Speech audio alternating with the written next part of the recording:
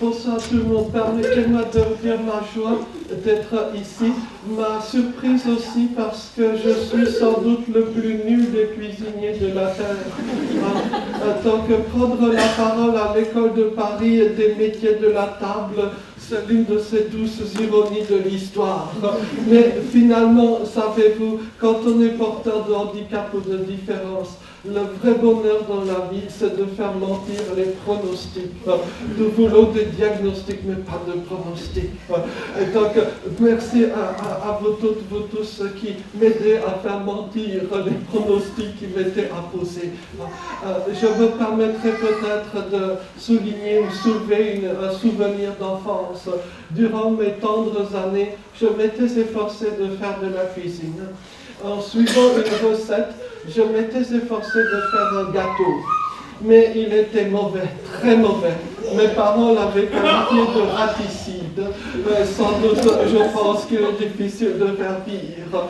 En tout cas, je pense que nous pouvons commencer par un petit excursus historique. En quoi la vérité de l'être humain se révèle dans la cuisine ou dans les arts de la table. Ce constat n'est pas très flatteur pour moi, vous l'avez compris. Néanmoins, je vous propose ce petit excursus. Il y avait dans la philosophie grecque ou la philosophie ancienne en général cette croyance que la présence, la tenue d'un banquet favorisait la meilleure éclosion possible des idées pleines de sagesse. De ce fait, nombre d'ouvrages de l'Antiquité s'appellent le banquet de tel ou tel auteur. L'un des ouvrages les plus célèbres, c'est le banquet de Lucien de Samosate.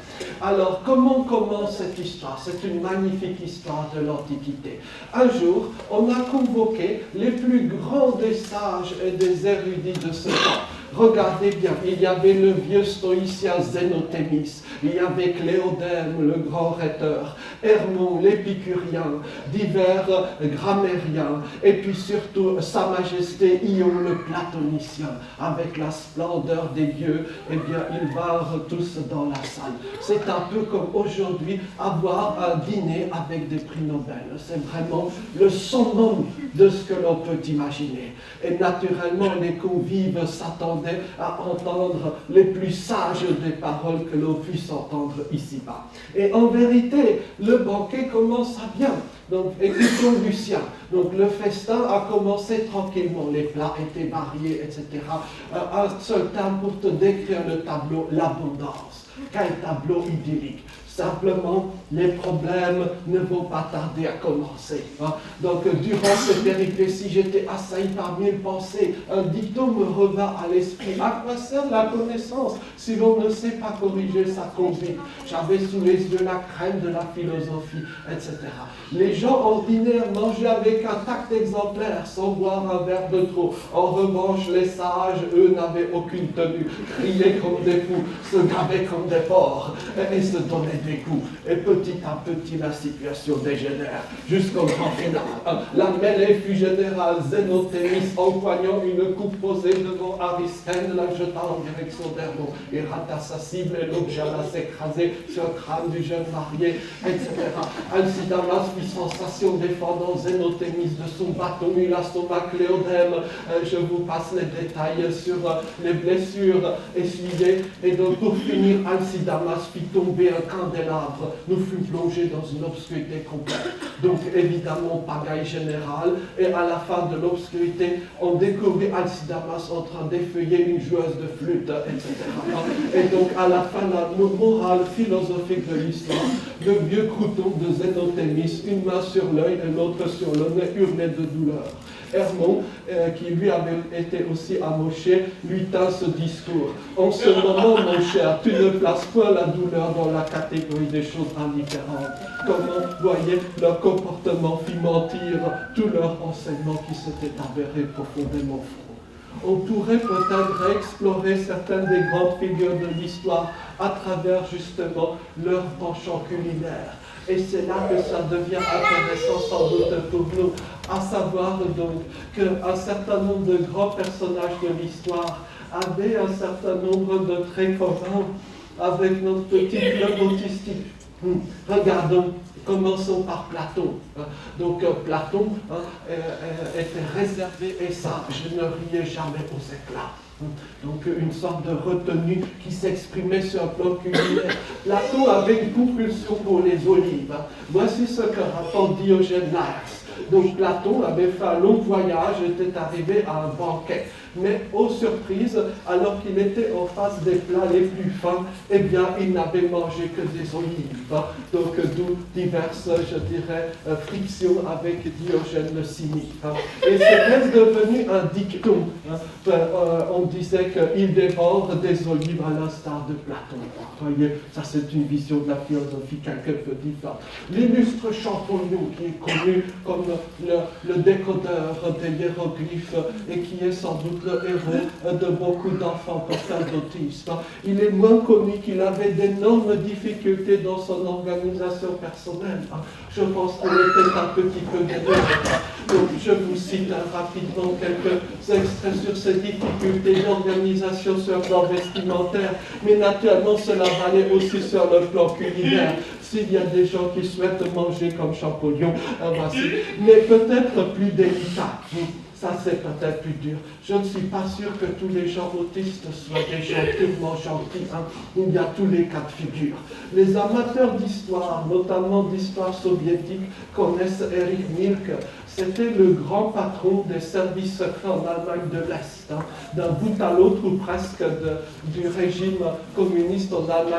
C'était Erich Mielke qui était le patron. Alors, il avait fait construire le fameux ministère central de la sécurité d'État. Donc, voici une photo à montrer ce style absolument, je dirais, typique ou symbolique de l'Allemagne de l'Est.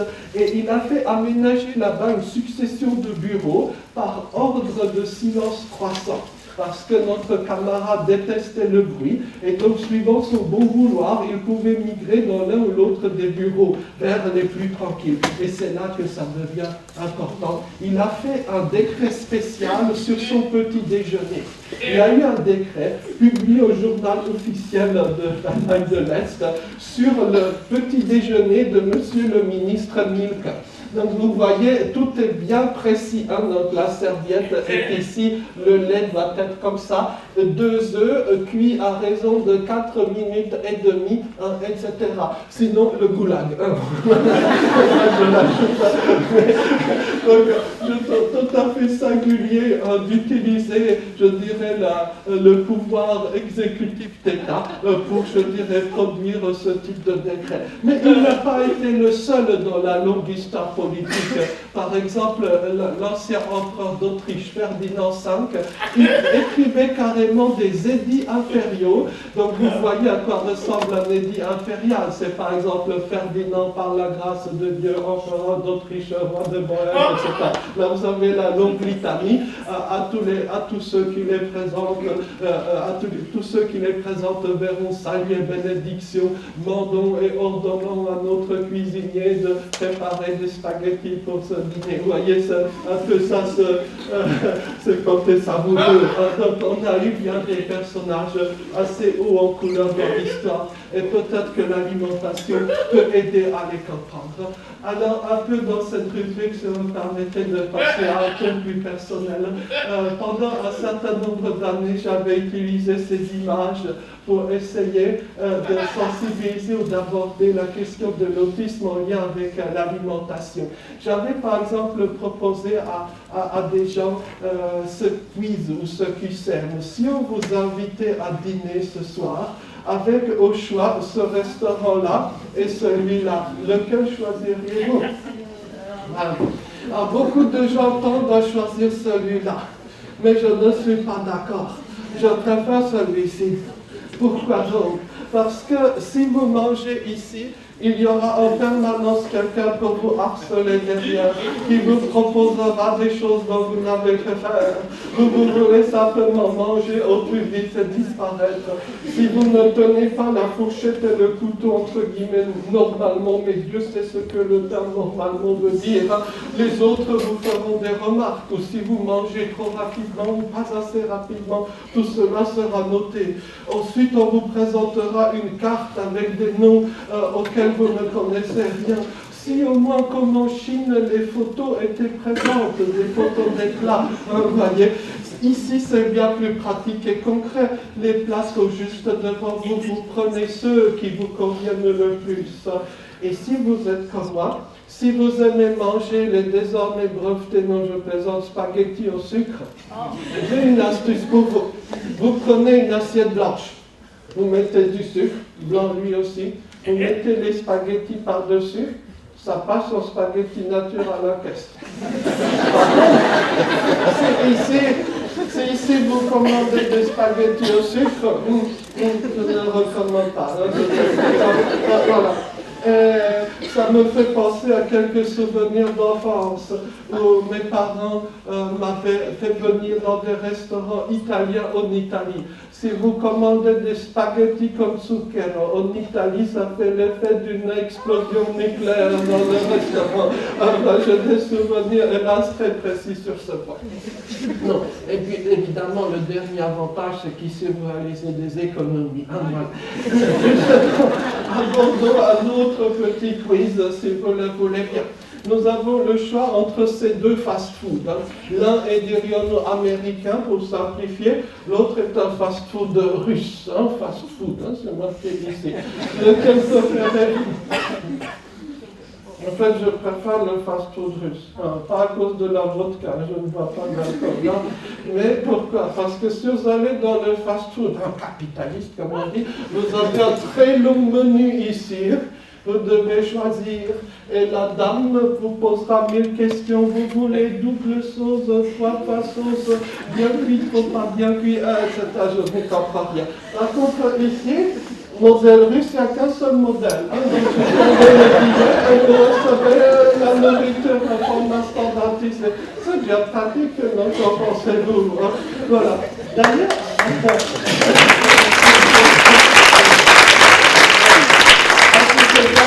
que l'on me pardonne de montrer ces horreurs dans ce temple de la grande nourriture. Mais jusqu'à une époque récente, j'étais convaincu que McDonald's était le maréchal d'Empire, donc j'ai découvert petit à petit les choses. Mais j'ai découvert en ces lieux qui suscitent l'opprobre qu'il y avait néanmoins un étrange appareil qui vous permettait de manger sans devoir parler à qui que ce soit. N'est-ce pas beau? Je dirais le summum de la petite joie, c'est de constater lorsque on est de temps en temps invité par des psychologues spécialisés dans l'autisme, donc des gens qui passent leur journée à enseigner à nos jeunes amis autistes les habiletés sociales, de constater que les dix psychologues, parce qu'on en dit ici, à la mort,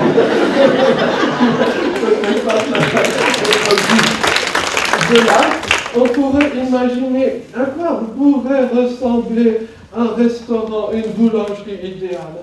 Voici, chers amis, un peu de publicité. C'est ma boulangerie préférée. Elle est sise à Hong Kong, dans le quartier Montfort, pour les spécialistes. Ah, vous me direz, c'est une boulangerie, somme toute fort ordinaire. Détrompe pour nous, cette boulangerie est tout à fait autistique, si j'ose dire. Suivant le guide. Vous rentrez dans l'illustre boutique. Ici, il y a un ensemble de plats en plastique. Vous en saisissez un de votre bras droit. Et puis ensuite, c'est libre-service. Vous voyez, il y a divers articles. Vous prenez ce que vous voulez. Ça, c'est génial, non?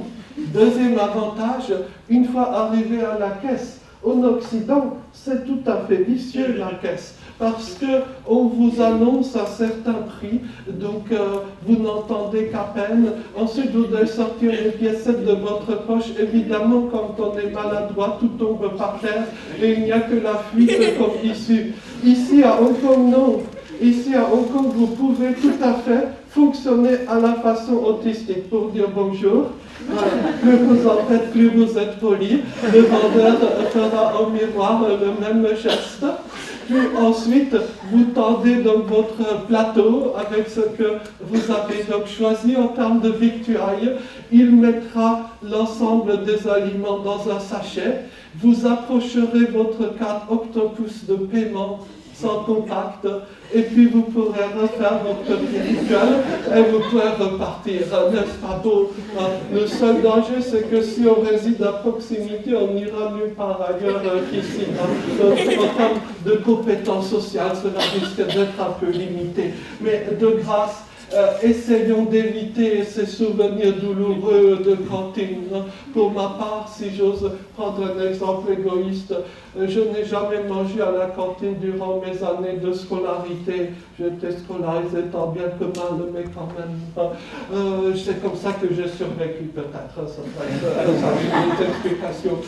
Ici, dans ce lieu souvent particulièrement bruyant, dans ce lieu où vous retrouvez vos tortionnaires de cours de récréation, dans ce lieu où on sert des repas qui ne sont absolument pas adaptés à vos papiers gustatifs, eh bien, c'est là sans doute que vous éprouverez les pires moments de votre journée de classe.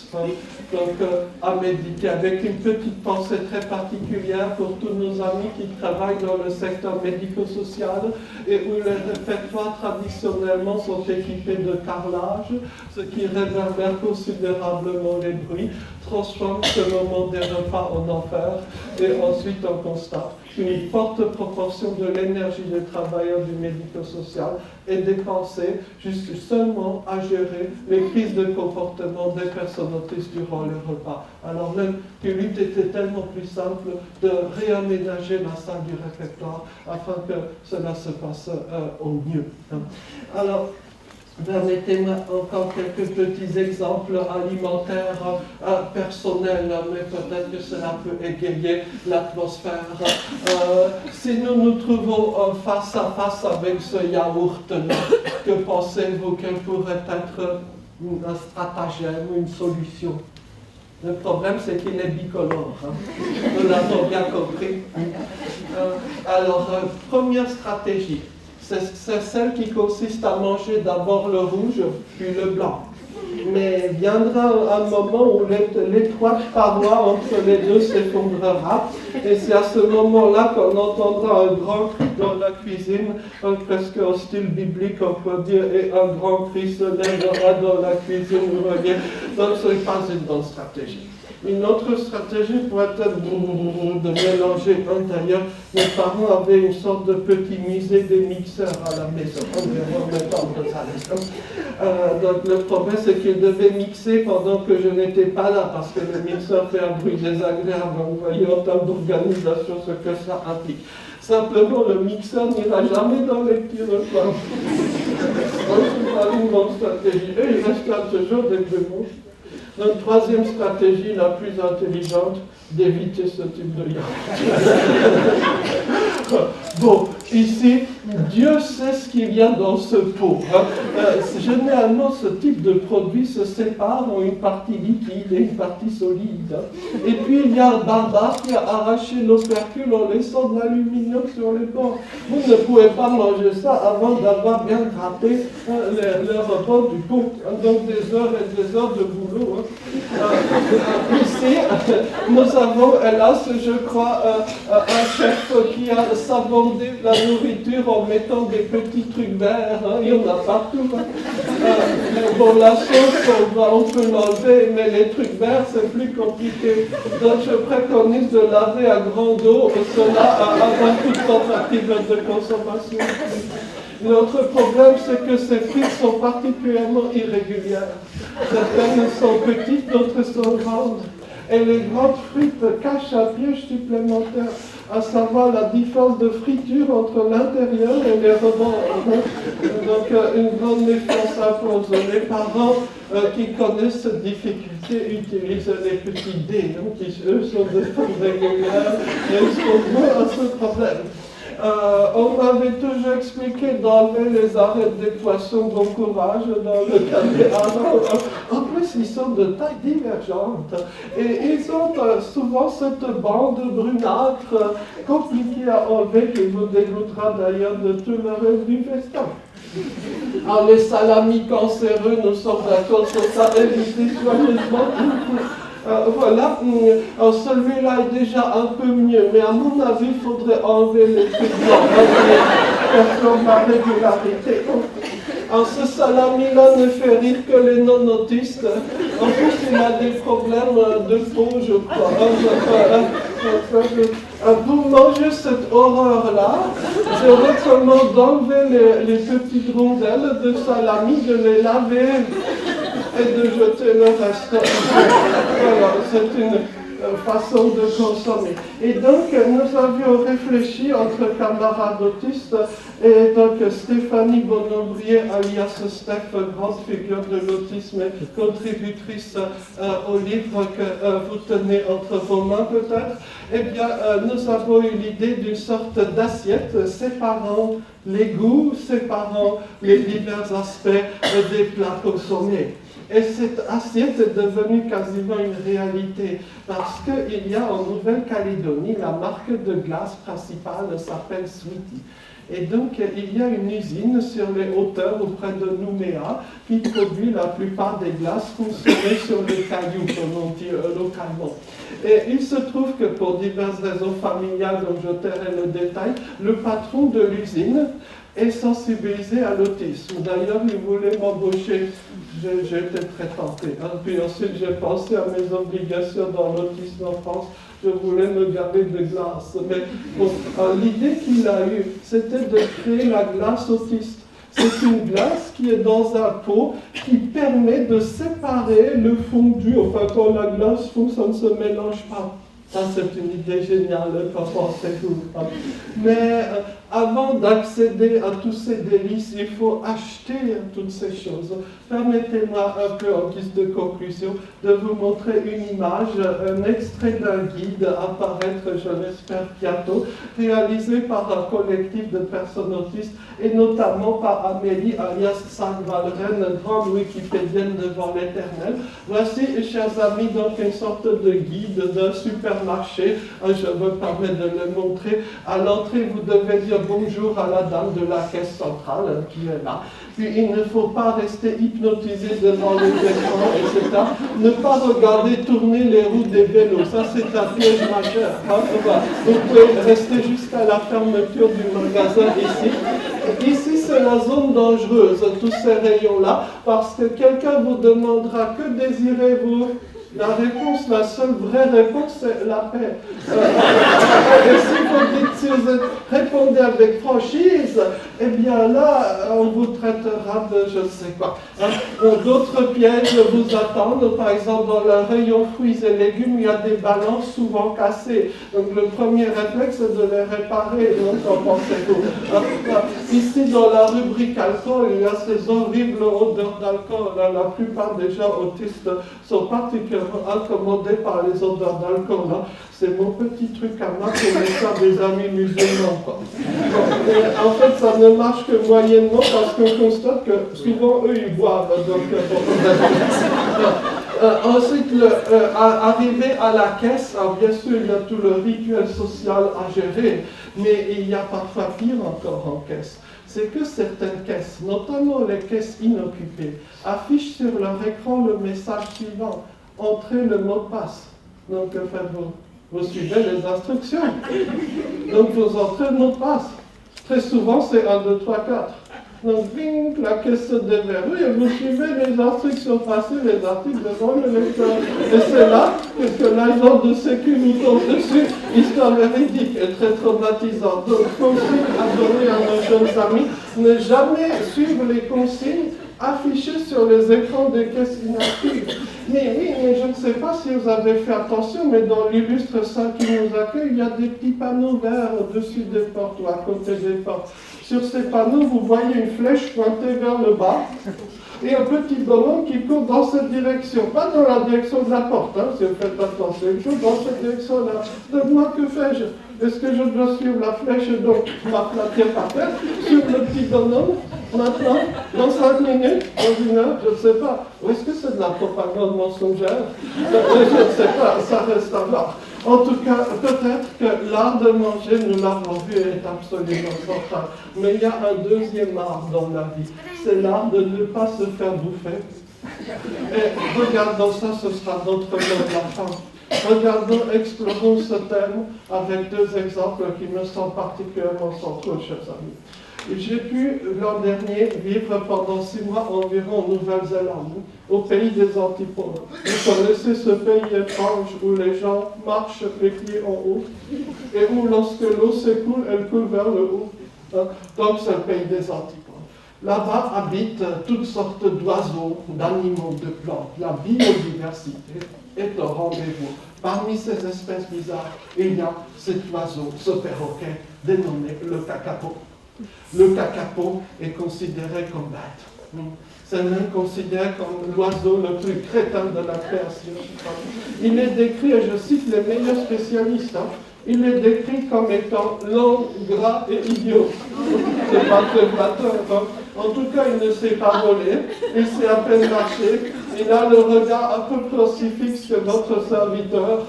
Mais pire encore, l'espèce est en voie d'extinction. Pourquoi? Parce que les mâles confondent les femelles avec des pierres ou l'inverse. Bref, la pérennité de l'espèce est menacée.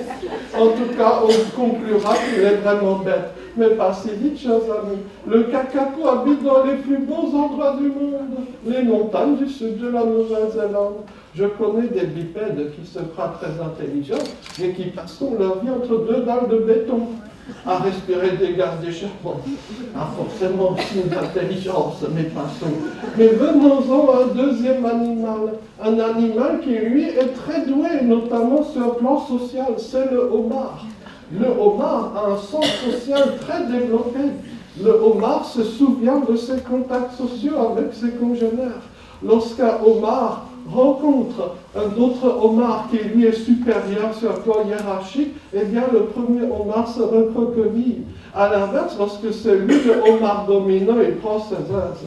Dans le jargon féministe, on parlerait de manspreading, ou plutôt de lobster spreading, dans l'espèce.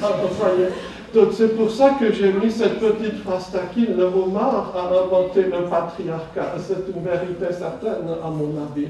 Mais cet homard qui est très doué sur le plan social, comment finit-il? Il finit comme ça. Donc, chers amis, si je devais choisir, peut-être que je choisirais d'être kakapo. En tout cas, je crois que la pluralité des intelligences, la pluralité des façons d'être humain est, je pense, une constante et un gage d'avenir pour nos sociétés, pour nos vies qui sont parfois un peu ternes. Je pense qu'il faut savoir garder espoir et savoir qu'un autre monde est possible, un autre monde qui sera sans doute fait par des personnes qui sont considérées comme marginales, que l'on repousse parfois. Et c'est grâce à ces personnes que l'on pourra réaliser cette belle métaphore de la société qu'est, à mon avis, le tapis persan. Le tapis persan, c'est l'œuvre de plusieurs décennies de travail d'un maître tapissier. Il a, pendant toutes ces années de travail, croisé, entremêlé, métissé toutes sortes de fils, y compris des fils qu'on ne jugeait pas dignes de figurer dans la tapisserie finale. Et c'est par ce patient travail, cette présence des fils les plus étranges, qu'on aboutit à cette merveille des routes de l'Asie centrale, qu'est donc le tapis oriental. Merci beaucoup.